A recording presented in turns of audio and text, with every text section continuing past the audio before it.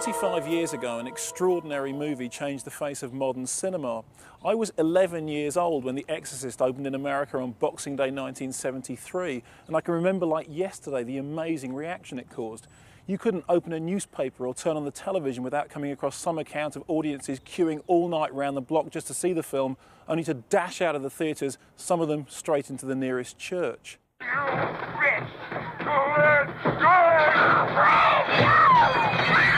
We meant to make a good movie. We meant to make a scary movie. But I had no idea that it was going to be that good or that scary. You left her alone, you guys! Shut up!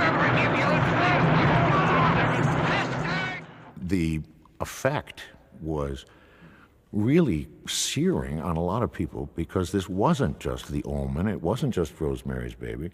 It had a psychological, religious impact. It's not a film about Dracula. It's not a film about the alien. It is a film about people who live up the street.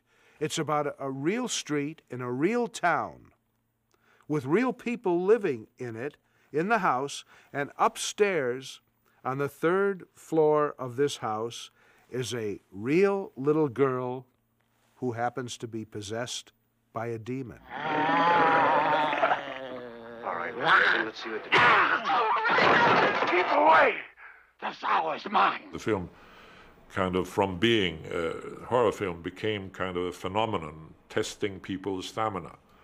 And you heard people saying that I was there, and when I was there, there were 3 people who fainted and were carried out, and there was one at my side who threw up. I was as much watching what was going on, not believing that the world, that people could react in that way. I mean, I was like, why are they reacting? It's a movie.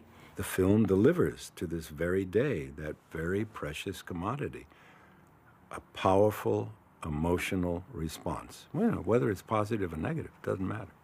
It's a response. You were alive during those 2 hours.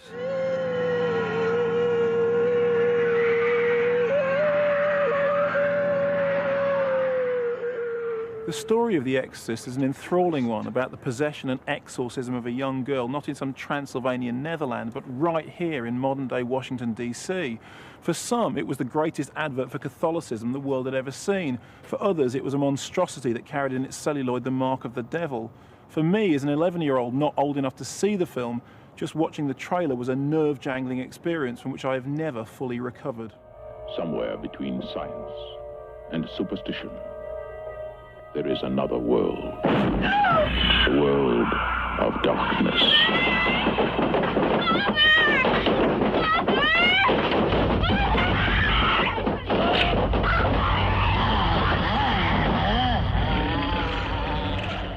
I started writing The Exorcist because I frankly was unemployed. Comedy writing, which was my forte, exclusively, had dried up. So I thought, all right, I have nothing better to do, and I might prove that I can write respectably in another medium. I had no concept whatever of what was to come. The one hope, the only hope, The Exorcist. The fictional story of The Exorcist can be traced back to some real-life events that happened in 1949, not in the upmarket surroundings of Georgetown, but about 10 miles away on this much more ordinary street in a Maryland suburb. Well, in 1949, I believe I was a junior at Georgetown University. And in class, I heard some details about a so-called case of possession and an exorcism that was going on somewhere nearby. Now, exactly what happened is the subject of much speculation. You can interpret the events in a number of different ways. What we do know is that for a period of about 3 months, a 14-year-old boy who'd grown up in this area and had been experimenting with a Ouija board underwent some form of illness that caused his personality to change, caused welts and lettering to appear on his body, and apparently caused some poltergeist activity. Apparently, branding, such as the Help Me in The Exorcist, in the film, would appear all over this boy's body, sometimes visual depictions of a face on his back. Also on the back, I believe, were the words spite and hell.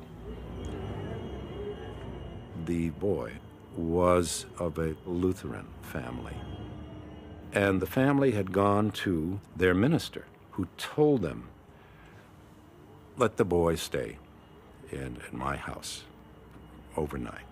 Well, all hell broke loose in that man's home. He then said, look, I don't know what to tell you about this. The Catholics claim to be able to deal with that sort of thing, and you might go to a Jesuit priest. How do you go about getting an exorcism? When I first heard about this case, it struck me immediately that if one can demonstrate credibly the existence of evil spirits, now we're into spirits. I mean, if there are devils or demons, there can be angels, and at the very least, a spiritual dimension to intelligence. This is the cup of my blood. The blood of the new and everlasting covenant, the mystery of faith. My exploration, looking back on it now, didn't occur to me at the time, but my exploration of this subject matter and digging and digging and digging to find proof that, yes, this happened. This wasn't made up. This occurred, and we have no explanation for it. No one has yet to offer an explanation for it based upon the material universe. And that was all grounded in the terror of total obliteration of death. That's what that was all about. I mean, it was a personal pilgrimage of my own. Gave to your holy apostles the power to tramp underfoot serpents and scorpions.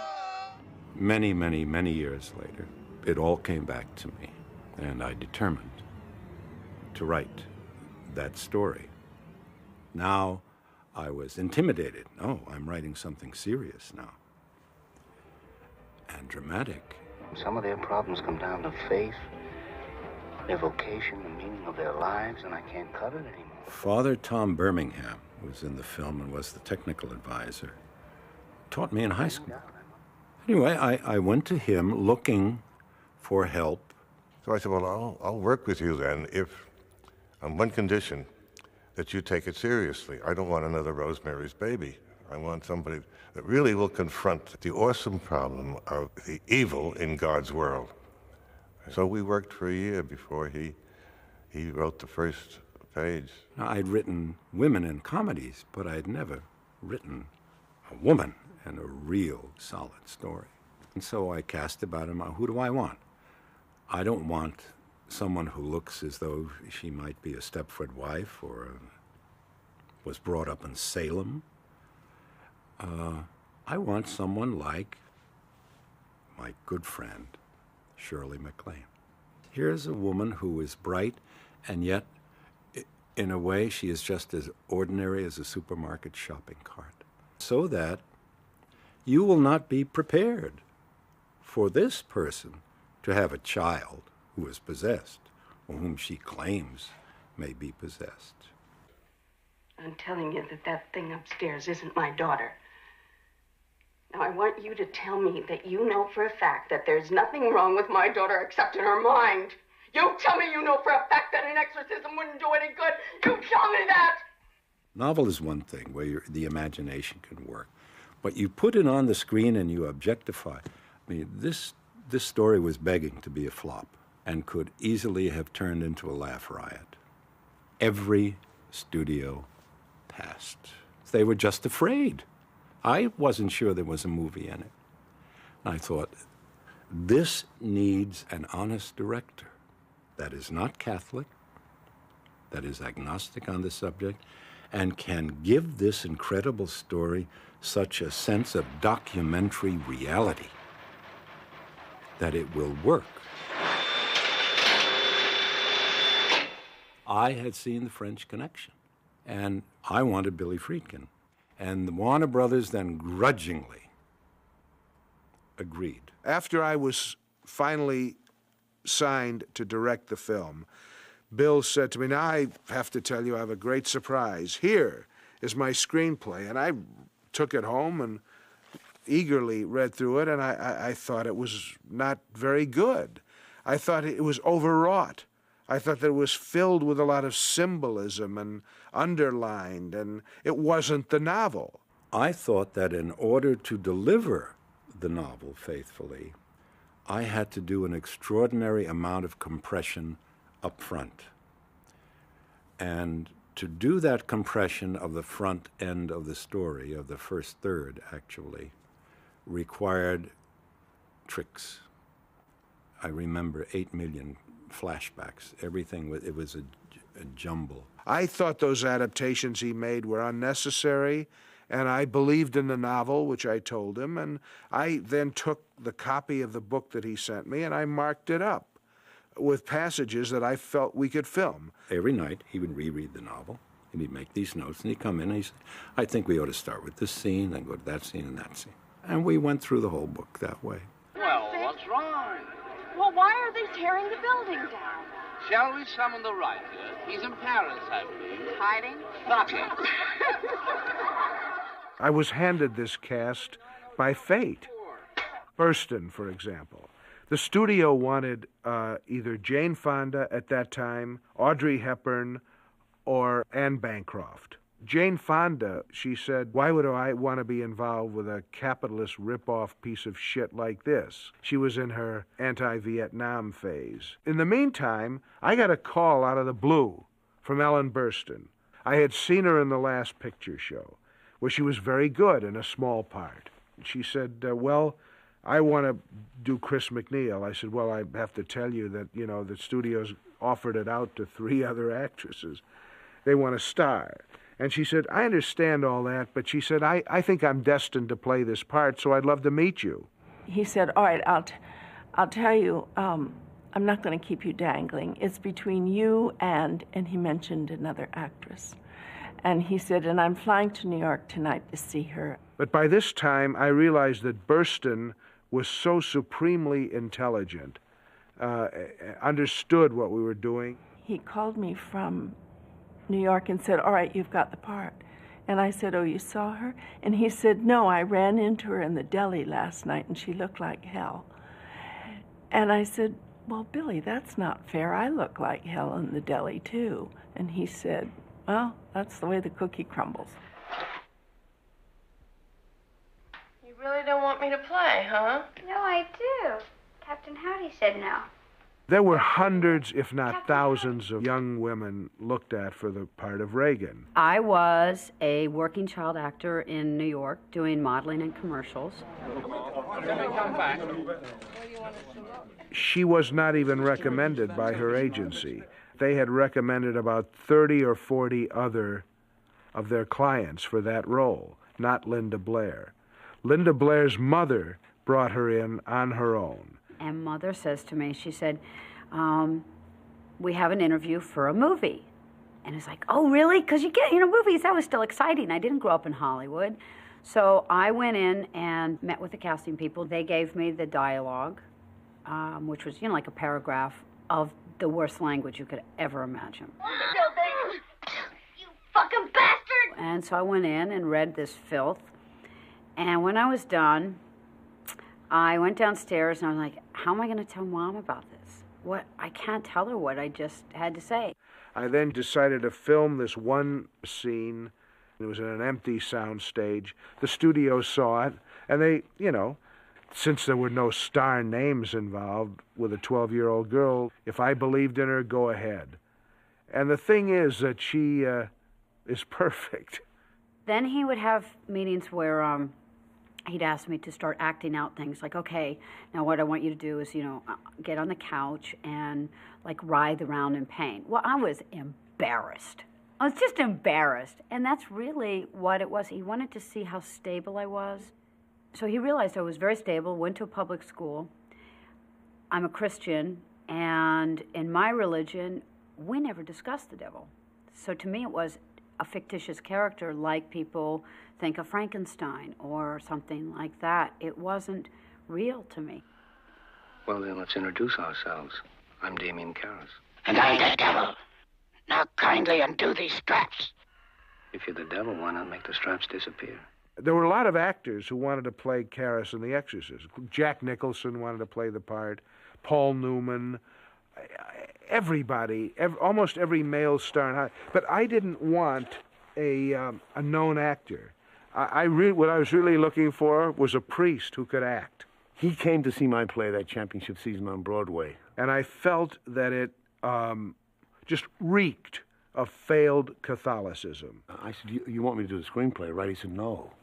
I said, what do you want me to do? He said, I want you to do a screen test for Father Karras.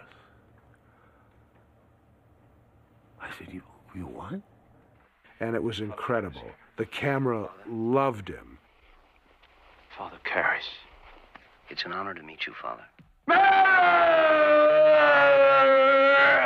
Von Sydow, I think, was the finest screen actor of that day from his films with Ingmar Bergman.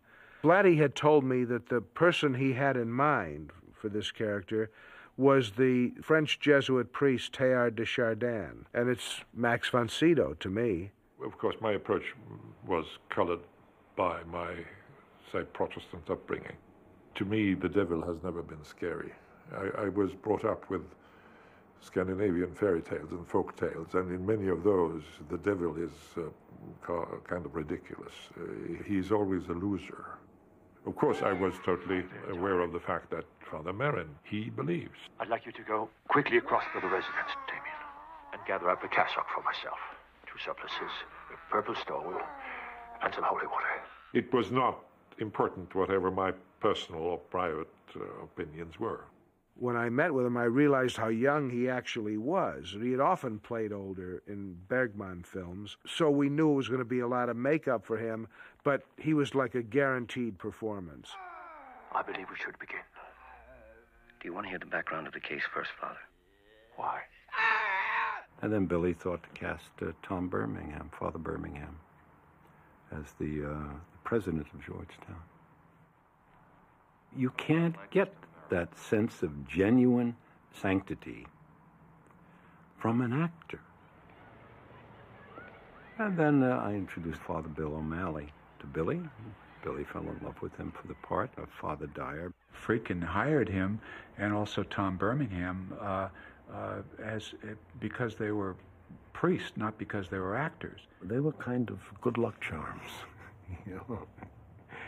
How am I doing, I had to ask permission from the provincial, and he kind of rolled his eyes toward heaven and said, well, why not?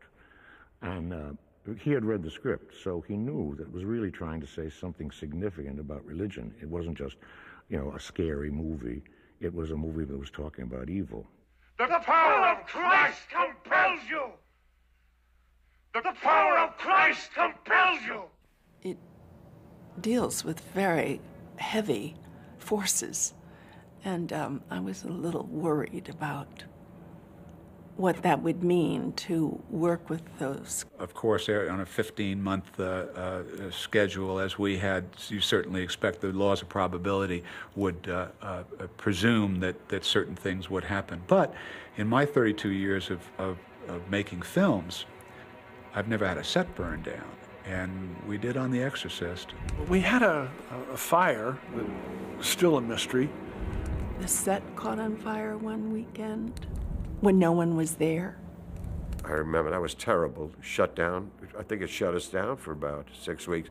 They couldn't find an electrical problem. They couldn't find an arsonist. They couldn't find any substantial reason that occurred.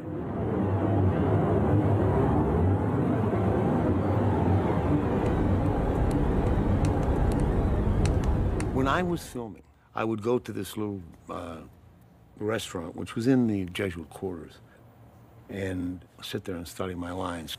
I was in there one day, and this very, very old priest, he handed me this little medal of the Blessed Virgin. He said, "You know why I'm giving you this?" I said, "Why?" He said, "I want to tell you something about intervention. Did you ever hear the concept of intervention?" I said, "No." He said, "It's a Gnostic concept. It comes out of the 15th century. If you do anything on the devil, anything at all on the devil, to reveal him as the trickster that he is, he will seek retribution against you. Or he will even try to stop what you're trying to do, to unmask him." And he said, "This medal will protect you." He said, be very careful, you take care of yourself." Maybe about 3 days later, it's kind of catacombed there, the Jesuit estates. And they have all these side rooms,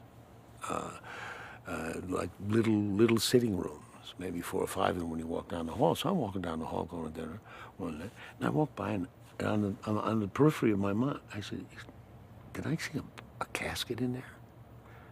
And I walk back, and I look in the room, and there's this old priest in a casket, dead.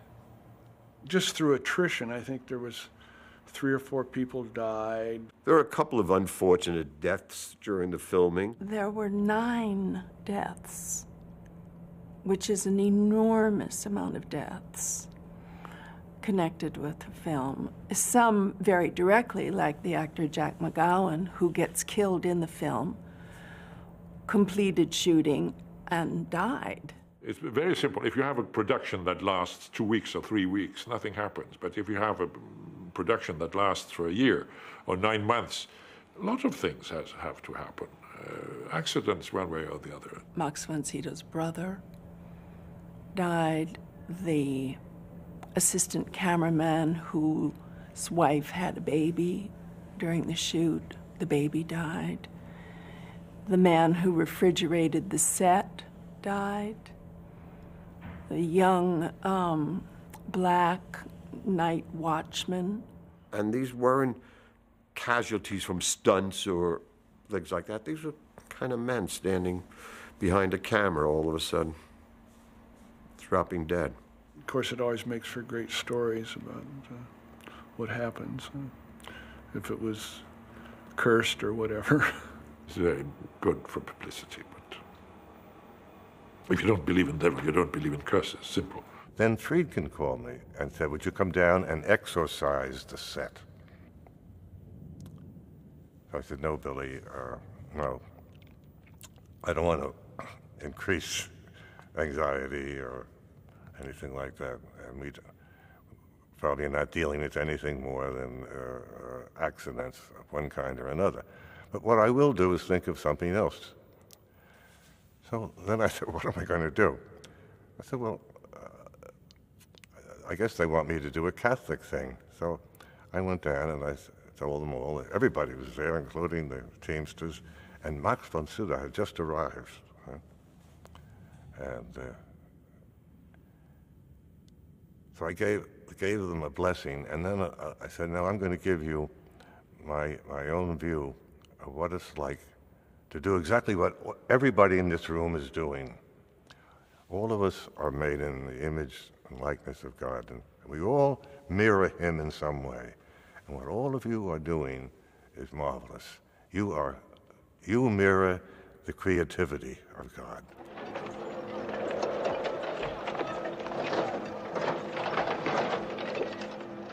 I designed the film so that there would be blazingly bright scenes, as in Iraq, and then there would be these dark scenes in the attic and the exorcism room, and that the whole film would, in a way, alternate between the forces of dark and light in a kind of literal way.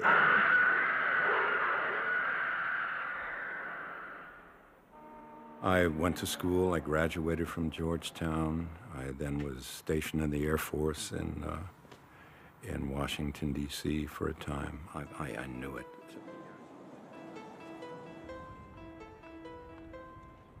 The Kennedys live there. It's filled with important people, congressmen, government people, writers, etc. And I knew instantly that this was cinematic as hell, especially in the fall when we shot there, with the leaves falling and you know, nice breezes that came and went unexpectedly.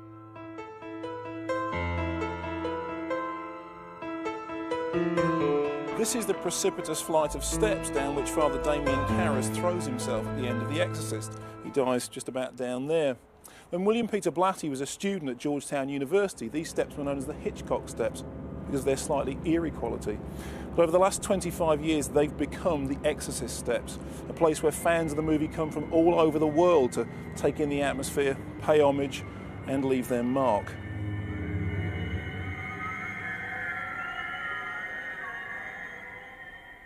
The first time I saw them, I saw that there was an ominosity, if that's a word, to them. I mean, I saw them, I thought, wow, how is the stunt? I'm not going to do it. How is the stunt man going to do this? Because they were vertical. There were 97 hard stone steps. It looked like forever going down there. And so I went out and I got all the rubber I could find, 1/2 inch, and I lined every one of those steps with rubber. And all the Georgetown kids, with the little capitalists that they are, they got the roofs of all the people around there on top of the roofs, and they sold tickets for $5 a head so you could watch the stunt. And he dove down those stairs twice. I asked him how he did it. He said Zen. I said, what's that? He said, complete and total non-resistance. My body becomes totally relaxed. This is the place where one of the most famous images of modern cinema was created. Father Merrin arriving at the house on Prospect Street on a foggy night with light shining down on him from Reagan's bedroom window. As you can see in real life, it doesn't look anything like the movie. The reason is Reagan's bedroom never existed. It was part of a huge facade that was built onto the side of this house in order to make it overlook those steps. I remember when we were preparing for the film, Billy was going to art museums and looking through art books and finding images that inspired him. And that famous shot that was used in the ad of Mark standing looking at the house, I think, although the composition is different, it was inspired by a Magritte. And of course, the thing in Magritte is that it's always very truthful, but then there's this oddness that happens within the realism. That shot was conceived by Billy and Owen Roisman, our cameraman, to be something extraordinary. The shaft of light does everything. It's like an ethereal quality to it. The fact that he's silhouetted in it, the graphics of it, the whole thing, it just feels very spiritual and very ethereal. We just see this cab arrive, and now all of a sudden there's this huge spotlight, this shaft, aiming right at this person. So you know there's something special about it. Although the exteriors of The Exorcist were shot in Georgetown, the interiors were shot here at what used to be the Sydow Studios in New York's 54th Street. It was here that production designer Bill Malley oversaw the construction of the entire interior of the McNeil house. This was a very preliminary sketch of the party sequence to show the skeleton of the house and what can be seen from room to room. We never thought about anything to do with a horror film. Even then, we were thinking of doing the dining room with the Chinese decorations and wallpaper and the screens we had here.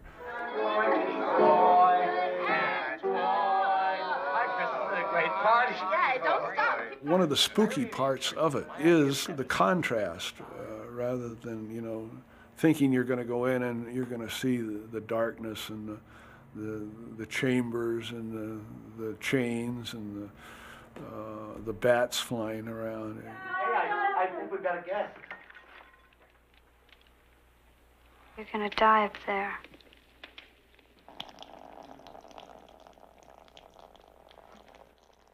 It makes it a little more, it could happen to you. This was a very pristine, well-kept home, very chic, very light colors. These were beautiful people. They had all the advantages, and they lived well. All of a sudden, this horrendous thing happens to them. First of all, you wanted to see these things happen as realistically as possible. I knew of no way to achieve these effects realistically with opticals in the state they were in then. Today, it would be a piece of cake. Today, they can make you believe that the Titanic is sinking. In those days, I could not, with an optical, make you believe that a bed was thumping on its own. It had to happen on the set, and it was a case of trial and error. Marcel Vercateur, the special effects man, who was brilliant, he conceived and designed all those effects so that you couldn't see anything. I mean, everything was built in. They're just amazing. He was a strange soul, like me, an experimenter and a perfectionist. We started off with one particular thing, just elevating the bed like. Amen. Oh, Lord, hear my prayer. So what I did was put enough weight and leverage behind to raise the bed. Then I pulled it back down again. Almighty Lord. So the bed was trying to fly, but it couldn't because I was pulling it back.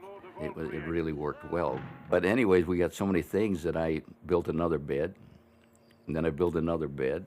So I had 3 beds. Hasten to our call for help. So all these beds all did different things.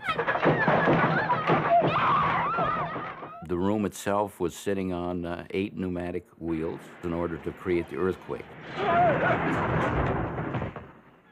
All of that work in that room was excruciating to get because it was all done mechanically.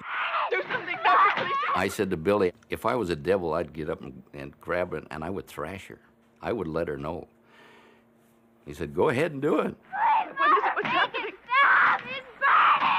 It's a rigging that Marcel Vercateur came up with that was a mold of my back, and it was like a hard metal.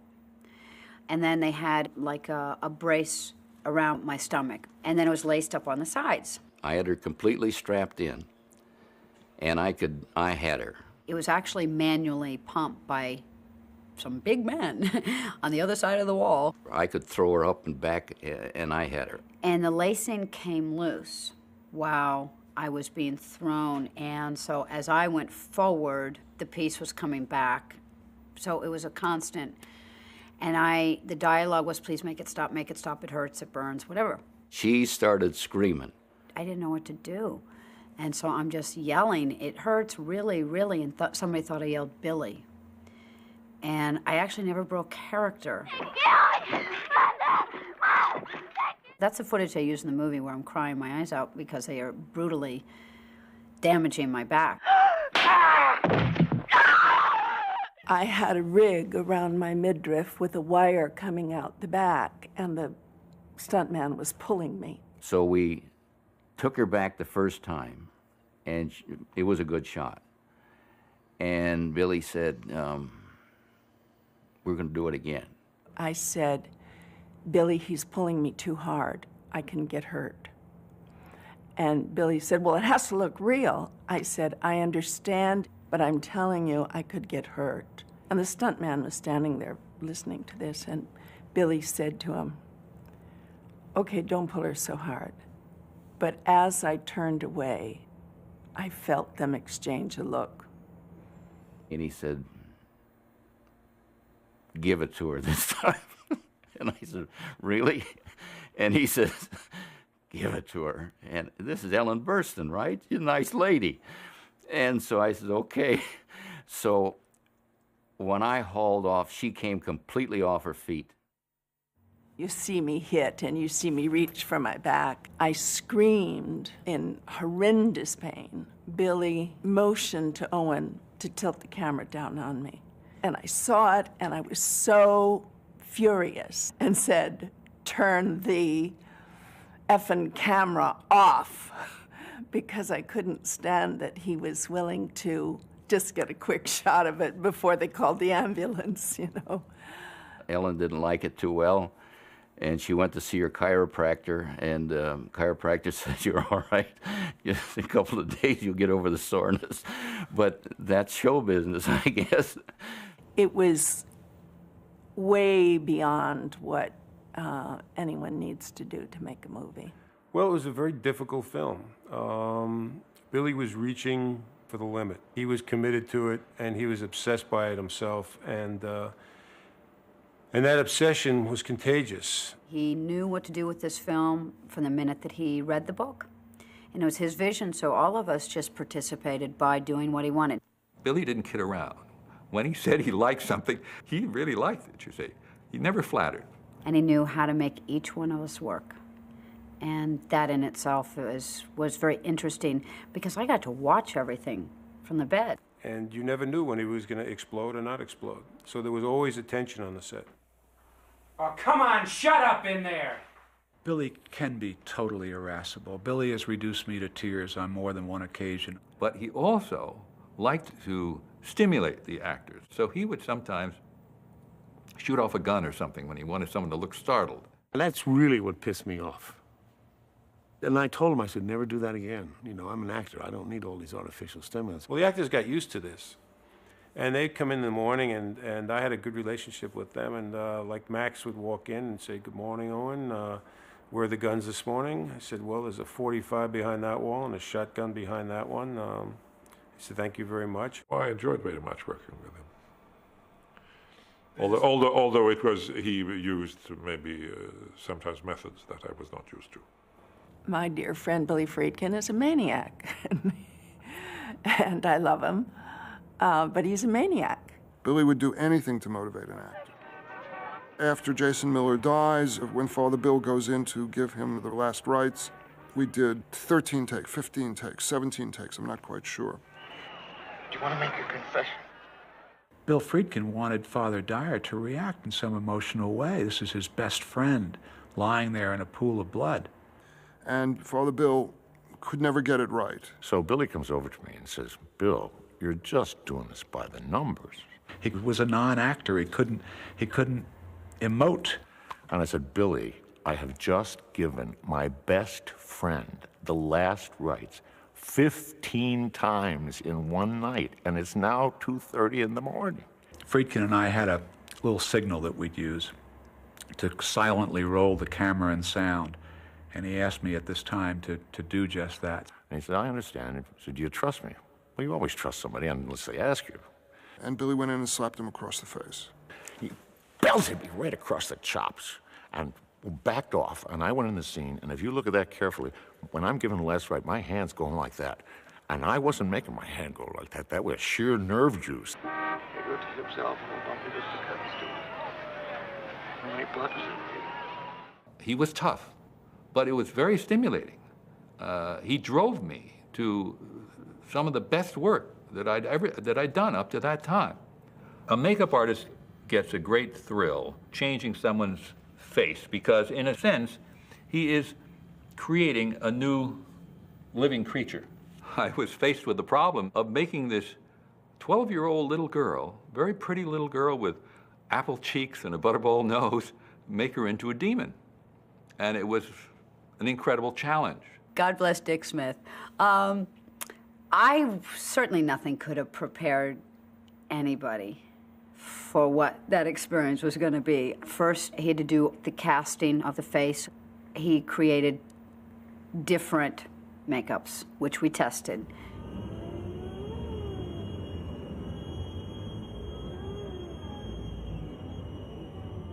I think it was 6 different, all different makeups. The very first one I did was a all-out witchy makeup with a black wig and bushy eyebrows, and it was terrible.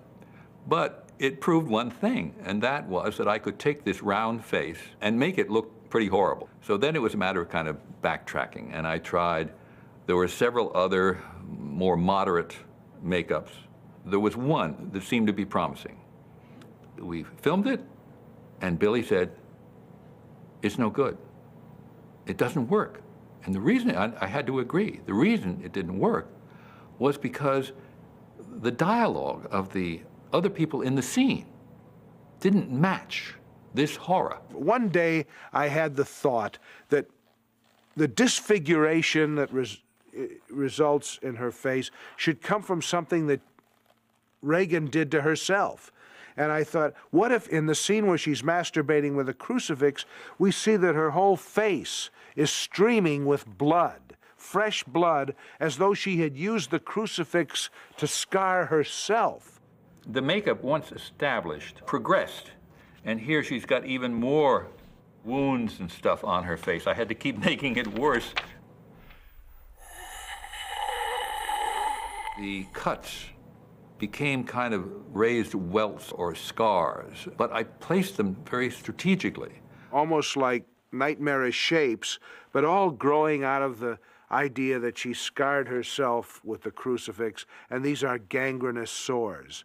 And I changed her mouth. I thickened the upper lip, and I gave her a thick, distorted, cracked lower lip that kind of drooped over to one side, and that twisted her mouth. And then he took a cast of my tongue. And so this, yeah, it was fit on my tongue perfectly, and it was just, I just had to ball it all up and stick it in my mouth. But I mean, it's horrible in the movie. It is, I admit. That's just a horrible, horrible thing to look at. To confront this cruel demon. And of course, the contact lenses were the other key thing. And Linda could never get used to them. So I had to put anesthetizing drops in her eyes before putting them in. What's that? It was a very painful process, and of course I had them in different sizes and shapes, and the big ones, the ones that whited out my eyes, were actually the most comfortable of all of them. I was concerned for Linda. I think we all were kind of concerned because she was young and innocent and not into this thing at all. She was just a kid that liked an ice cream soda in between, and it would laugh, and as soon as you said roll it, boom, she'd turn on this demon. Almighty Father, everlasting God, and Father of our Lord Jesus Christ. Even the stagehands would kind of cringe when she had to say foul language. No one was allowed to laugh. The fact that there were very few people on the set while filming allowed me to say the dialogue that I was being asked to say, because nobody made anything weird about it, and I'm sure their ears must have just been like, oh my God. I do remember, though, you know, Max is such a gentleman, such an aristocrat, really. You're It's unworthy. the first time the girl's going to say her dialogue. Friedkin says action. And Linda looks up with those beautiful blue eyes and that cherubic face and says, your mother sucks cocks in hell. And Max goes, cut. He said, I've just lost it, Billy. I've just lost it.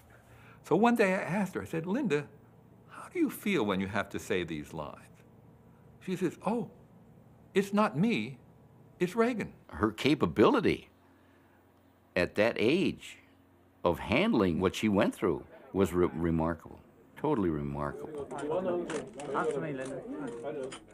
She just divorced herself from this horrible character and even from the language. I certainly, as an assistant director,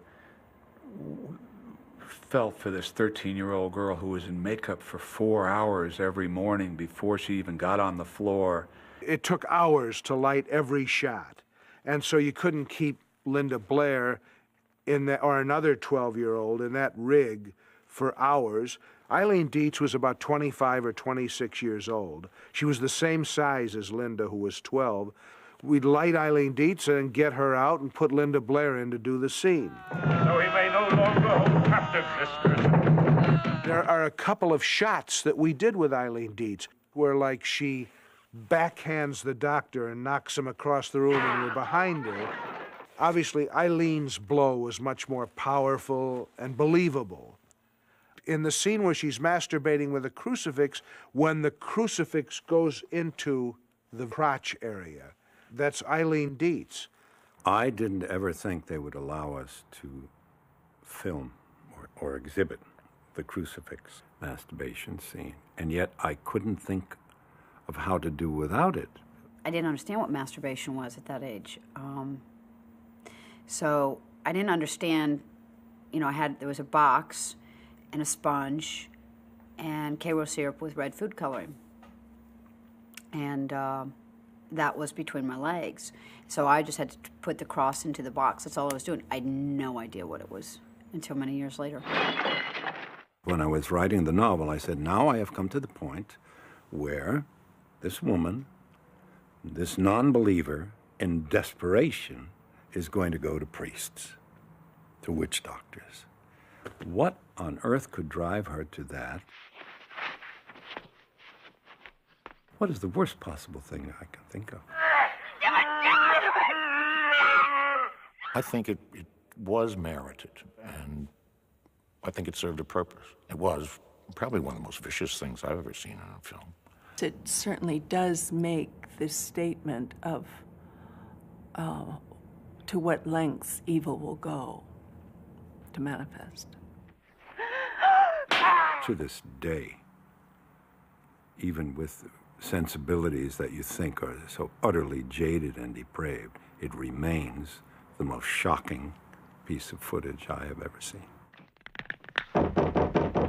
There were various different effects that had to be done in the script, and one of them was the head turning around backwards. The only way to do it was to make a dummy and have a mechanical head. We sat down together, and Dick says, if you'll do everything on the inside, I'll do everything on the outside. The head and the torso are a rigid plastic because the head had to rotate smoothly. The only problem was going to be the separation. But if I spun the head, the hair would come down and cover up the crack. So I could spin the head. I could go around 2-3 times if I wanted to. Amen. I worked on the eyes, and I used remote control. Let my cry come unto thee. And she would sit there and look at you in the room. It was frightening. It was so alive. In fact, I didn't want to call it a dummy. And I quit calling it a dummy because it was embarrassing. I says, I don't want to call you a dummy.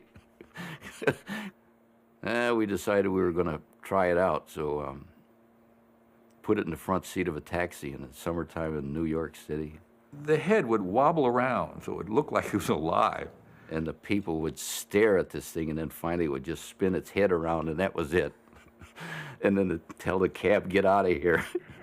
See the cross of the Lord. Begone you hostile power.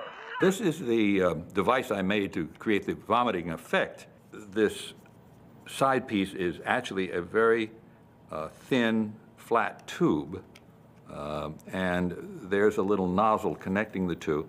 I can take this apart, and the tubes would be hidden behind the head of the person. Actually, it was not Linda Blair, but Eileen Dietz that was used for this rather unpleasant task, and it would fit snugly on her face like this.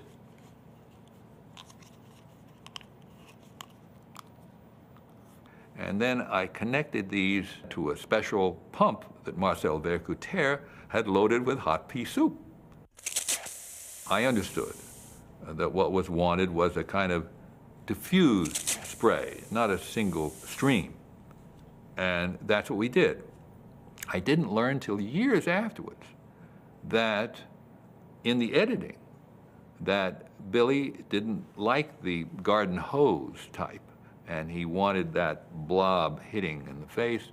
So it was matted in. That was one of the first optical things that was done. I was on the other side of the bed with my rig, and I'm supposed to hit Jason in the sweater. In the back of my mind, I'm thinking, geez, might probably better if they really hit me in the face, you know, because it really... I got all set up, and now they changed the lights, and they did this and that, you know. Pretty soon, I said, maybe my vomit is getting a little cold. So I raised up trajectory a little bit, and I maybe cranked on a little bit. And anyway, when I let go, I hit Jason flush in the face. My momentary reaction was, yeah, I was a little pissed off. He went backwards, and he was, if he could have got a hold of me, everybody on the set went, oh. And I felt like a, you know, and so they said, clean Jason up and we'll do it the right way. So they cleaned him up, got him another sweater, and we shot it 3 or 4 times after that. But then after they started to put it together and they saw the expression on his face, that is actually the one they used. It was a nice mistake. I enjoyed it. Jason didn't. You remember in the little girl's room, whenever she went demonic, the room became extremely cold. And of course, how do you make breath show in a room? Today they can draw it in digitally. It's rather expensive, but it's less expensive than what we did. I got a hold of this refrigeration fella, and I built this giant cocoon. So we had 4 massive air conditioners, which we found we had to turn on all night. And by the time we got to the set the next morning, it was 30 or 40 below zero. He wanted to see the breath of the actors, and I think also in the back of his mind he decided that the extreme cold would really influence the performance as well. It was difficult to act and express facially emotions when your face was frozen, literally. The perspiration was freezing on my hair was frozen. One morning, we had a lovely surprise. We came in and found that there was like a thin, thin layer of snow over the entire set. That somehow a lot of moisture had gotten into the atmosphere and it had condensed. Be silent! We're all there in our Arctic cold weather Eddie Bauer special, suits, and she's in her nightie. It's the power! Holy water. Was it cold? Yes. Did I like it? Not much. It's probably why I hate cold so much nowadays. I was cold, yeah.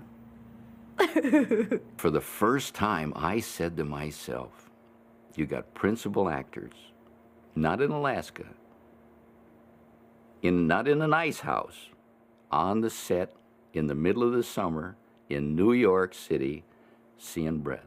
But every time Owen would turn his lights on to light a shot, the temperature of the room would increase. And after maybe an hour and a half of filming, the temperature would go above freezing, so you had to shut down, shut off all the lights, and build up the cold again. And this would go on, for days and days and days and days. We were in that cold room for 60 days. The head of production of Warner Brothers came in from time to time, flew in to see why it was taking us so long to do this, and he would stand in the back of the set just shaking his head with his mouth. He couldn't believe, and no one really could believe this was going on or that would ever produce anything like a believable result. When the arduous process of filming was completed, William Friedkin brought The Exorcist here to the appropriately numbered location of 666 Fifth Avenue. It was here that a team of editors laboured to whittle down over 200 days of shooting into a coherent 2-hour movie. We approached The Exorcist not like a horror film. It was more of a combination of Billy Friedkin's background of being a documentarian as well as a theater, a director, and a live director.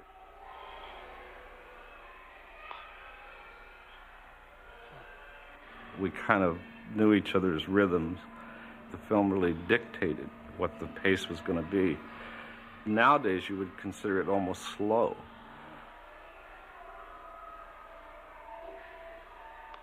It would be slow and methodic, and all of a sudden, things would happen, and it would just, all hell would break loose. I don't want it! And the film doesn't feel long because it's constantly bombarding you with things, and then it would let you breathe, and then it would bombard you again.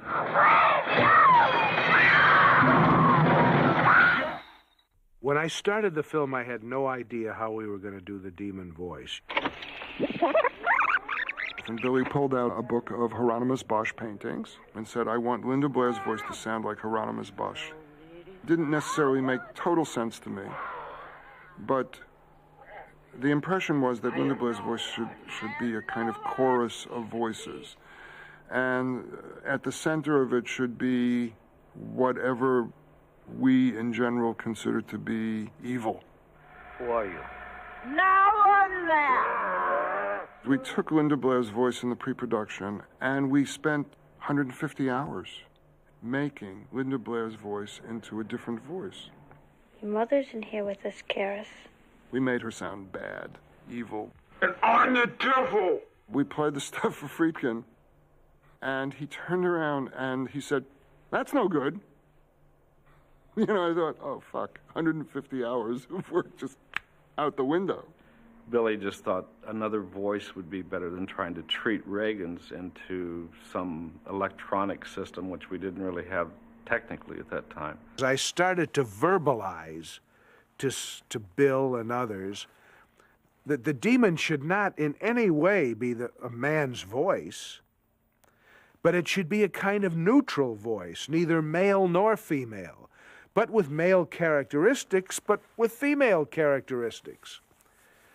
Who the hell sounds like that? Who has ever sounded like that? And the name Mercedes McCambridge came into my mind's eye. She was a great actress and had this most distinguished voice. We gave her raw eggs and whiskey, and she started chain smoking, and I lashed her to a chair. Now kindly undo these straps. The most curious things would happen in her throat. Double and triple sounds would emerge at once. Wheezing sounds, very much akin to what you could imagine a person inhabited by various demons would sound like. Basically, she performed it under great duress, and I was like stunned at what she put herself and allowed me to put her through in order to accomplish this.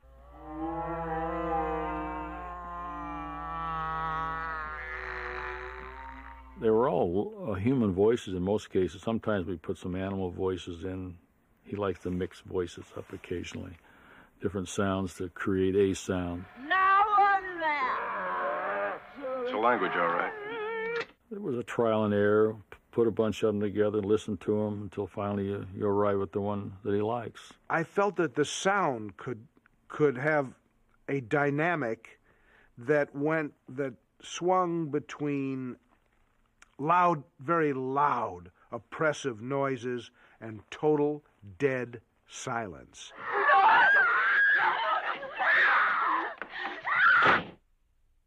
I don't think there was anything like it, sound-wise, up to that point where everything was just super exaggerated.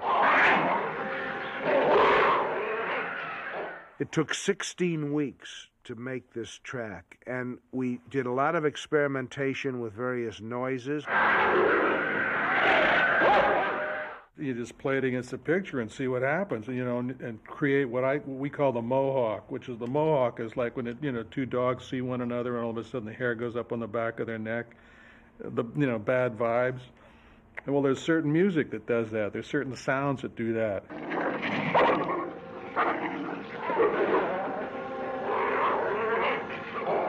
We were trying everything. I got fake fingernails and would scratch stuff, or we'd get rats and bring them in and have them run around a box. This is The Run, Nagel, Hamsters, and the Cage. Track 2.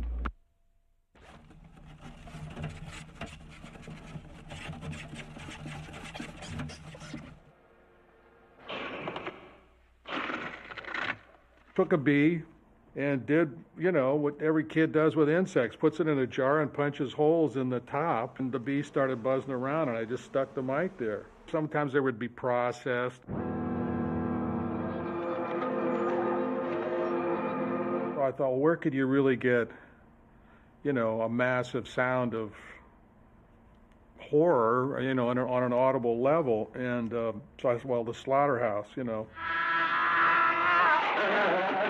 I saw a film called El Topo, and I said to my production manager who did that sound, he said, there's a guy named Gonzalo Gavira. He spoke not a word of English, but we brought him in here and showed him the film, and he was flabbergasted. He didn't understand any of the words, but he got what was going on. He actually stood in front of a mic with the film on the screen behind him like that.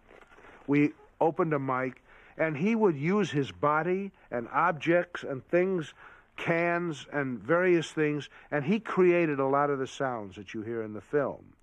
He borrowed an old leather wallet, a cracked old leather wallet that had, as this does, credit cards in it from someone on the sound crew. And he held this cracked leather wallet up to a microphone like this. That became the sound of the little girl's head turning around. That and a number of other sounds were created in front of an open mic by a Mexican peasant who had no shoes. The power of Christ compels you! The original composer was Lalo Schifrin, and Billy Friedkin had brought Lalo in to screen the film. And there was a lot of pretentious ooga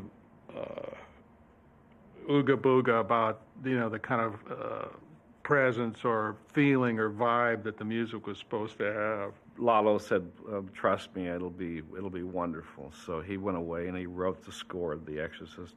When the time came, it was like, I don't know how many people were out there, like, 100 of LA's finest musicians strike up the band. And anyhow, Lalo's sitting there with his chest out, and they play this score. It's a beautiful score, but it was all over. It was kind of a silence. And it was like, get this fucking Brand X Stravinsky out of here. I mean, he went ape shit. Billy did. So they stopped the recording right in the middle. I mean, you have 110 guys standing there, and you just say, go home. And fired him right there on the spot with his wife and his agent and everybody. I mean, it was like that's it. And Billy says, give me that music. So we took the music off the recorder, handed it to him. He ran out in the front of the Tadeo and threw it across the street into the parking lot. He said, that's where that music belongs. Billy said to me, did you ever hear of a record called Tubular Bells? I said, yeah, Mike Oldfield. He says, go up and get that. After cutting the opening sequence of Iraq, we kind of went through the whole film and repaced it. Looking at it, I thought, well, there's a lot of exposition, basically, that you really don't need because it's slowing the film down, like taking a walk with Reagan through Washington, seeing all the monuments. Sequences like that didn't pertain, really, to where this film was going. Chris McNeil. Please go away. I'm Father Karras. After 2 years of working on the movie of The Exorcist, William Peter Blatty found himself pleading with William Friedkin to leave certain scenes in the final cut of the movie, scenes which Blatty thought were essential, but Friedkin found superfluous.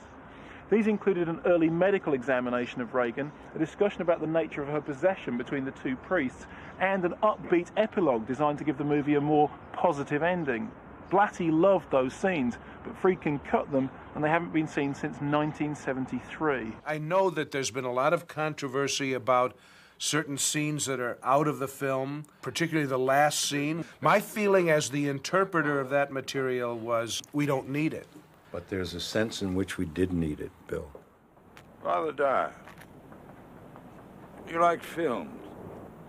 Sure. Many people, to this day, interpret The Exorcist as a downer. Well, I get passes. In fact, I got a pass to the Crest tomorrow night. Would you like to come? What's playing? I thought that the scene from the novel between Kinderman and Dyer would allow the audience to feel, hey, cool it. Everything's okay. I've seen it. Another one. Had your lunch? No. You knew this relationship that Karras had with Kinderman lives now through Father Dyer. God's in his heaven. All is right with the world. That's something I think that the film could use. I don't want to direct the way people think about this beyond what is already, to me, self-evident. People actually believed what they saw on the screen. Some of them maybe had a different interpretation of that. That's always bothered you. I've always rejoiced in it. You son of a bitch! Everybody who sees the film takes from it what they bring to it. Sure. God damn you! Take me! Take me!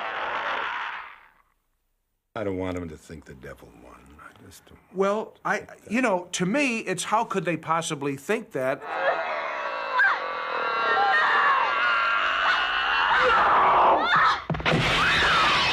Because this relates to certain other cuts in the film. The dialogue between Marin and Karras in a kind of a break in the exorcism scene, which in the film now is just two guys sitting on the stairs, but which you had written a quite beautiful dialogue for the two of them. Why this girl, it makes no sense. I think the point is to make us despair. To see ourselves as animal and ugly. To reject the possibility that God could love us. Of all the scenes cut from The Exorcist, the most talked about is unsurprisingly not some theological exchange, but a creepy special effect known simply as the spider walk. Although it hit the cutting room floor at a very early stage, this eerie sequence, which features in Blatty's novel, has become legendary among fans of the movie. Chris has just come back from the doctor's office, and she knows now they've got to get a psychiatrist. Hi, Chuck. Come on in. Suppose he heard. Heard what? Haven't heard. Burke is dead, and then... Burke is dead, and then in the novel, Sharon gasps, and Chris turns and looks, and down the steps is Reagan coming, you know, contorted. Walking backwards, looking for all intents, like a tarantula. So on the one hand, she had to cope with the death of her friend. I could not make the transition to how she would have reacted right on top of that to the spider walk. Bill, it may have been could be a problem in the writing. You know, I really mean that, because what you're asked to do there is deal with a double climax. Well, either 3. one is the end of the scene. Right. Yeah, I know. I just thought of how I should have written it, Bill. Actually, the moment she hears the words, "Burke's dead," there should have been a scream instantly from Sharon, Chris, before there's any time to react to that, and then boom. That would have been great. Oh, God.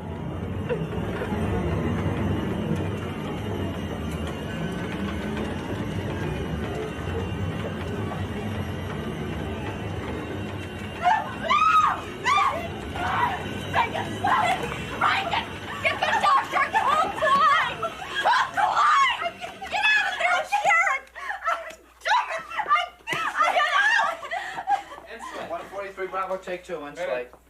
Billy stayed in New York, and I had to go to the screening. And it was the first time anyone had seen the film but the filmmakers. And there was only 5 executives allowed to come to the screening, and there was a guard at the door. We all look at the movie, and it's a shocker.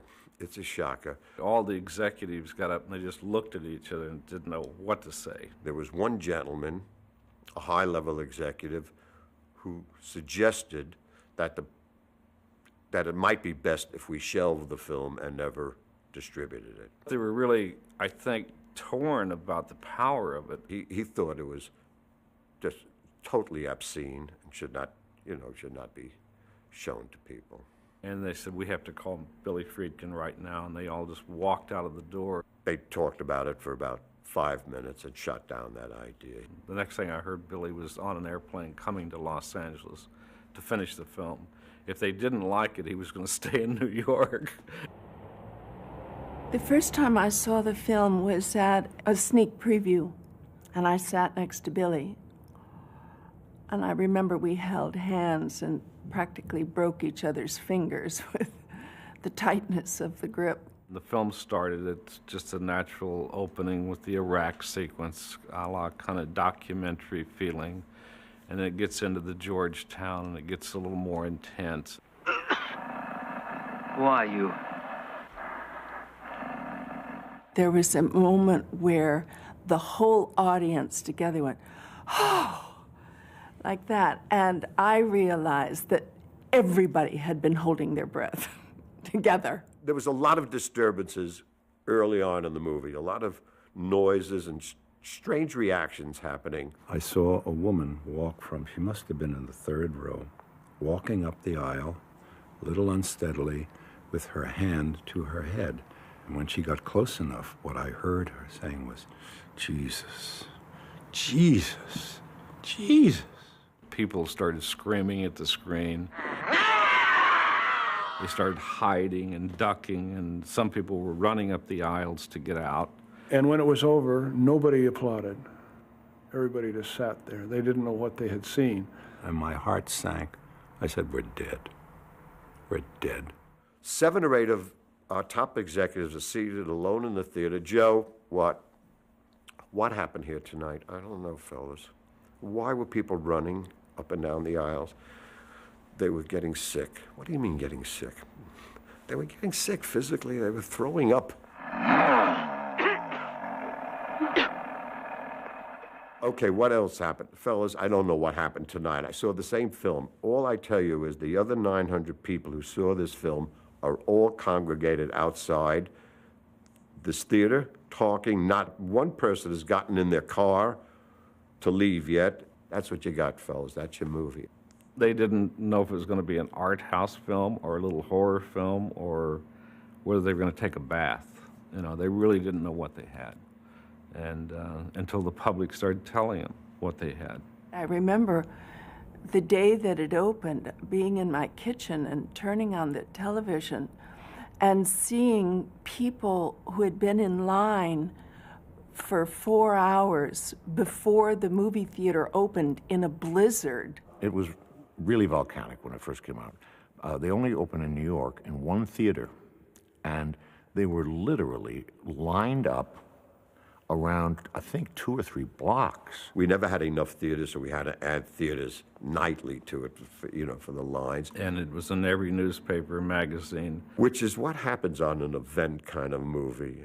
You know, it just transcends anything that any publicists or marketing people could do.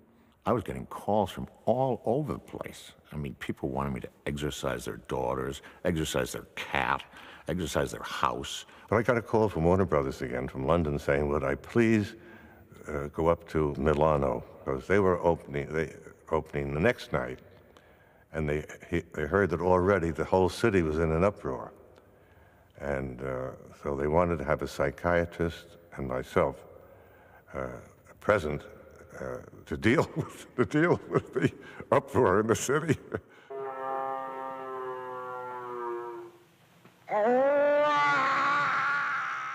It has a very strong impact, and if you are, how should I say, if you have a lively imagination, anything can happen with a film like that if you're not prepared. Billy Graham said publicly at the time the film was in the streets, there is a power of evil in that film, in the fabric of the film itself. I have great respect for Billy Graham.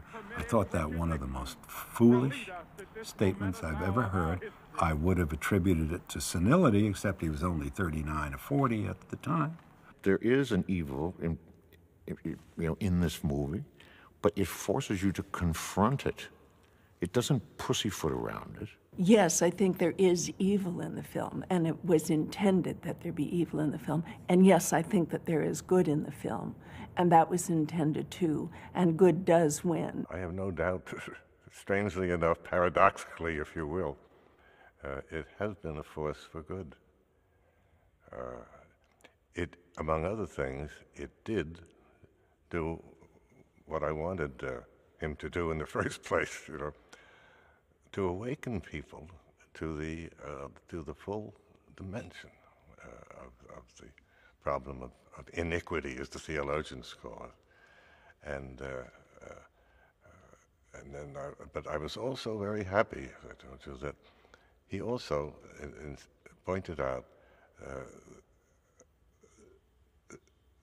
the mystery of heroic goodness, of extraordinary goodness. From my point of view, is there a message? Yes, which is to follow a positive spiritual walk in life. We're only here for a short period of time. Can you go the wrong way? Absolutely. This film shows you that.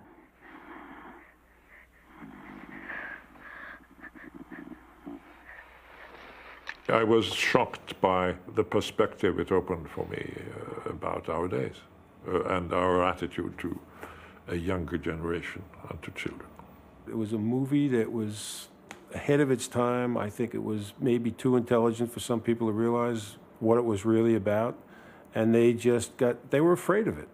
It's an illusion, a very effective illusion, you know. I mean, but that's what art's supposed to do, is take you to another place where you haven't been before. And I think all the people that make these outrageous claims about it just don't know what they're talking about.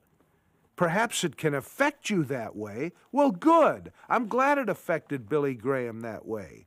I'm sure it's a lot better than having him sit before some, you know, stupid film on television that portrays Jesus with a halo around his head and people, you know, getting all goo-goo-eyed around him and, you know, the way Christianity is normally portrayed. The demon is a liar. He will like to confuse us.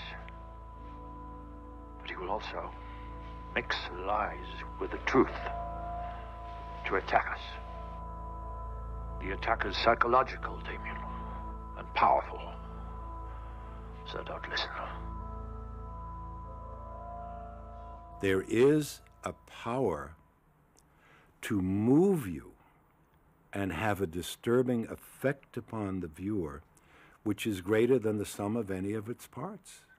It's enormous and it's mysterious, but my God, it's not a power of evil.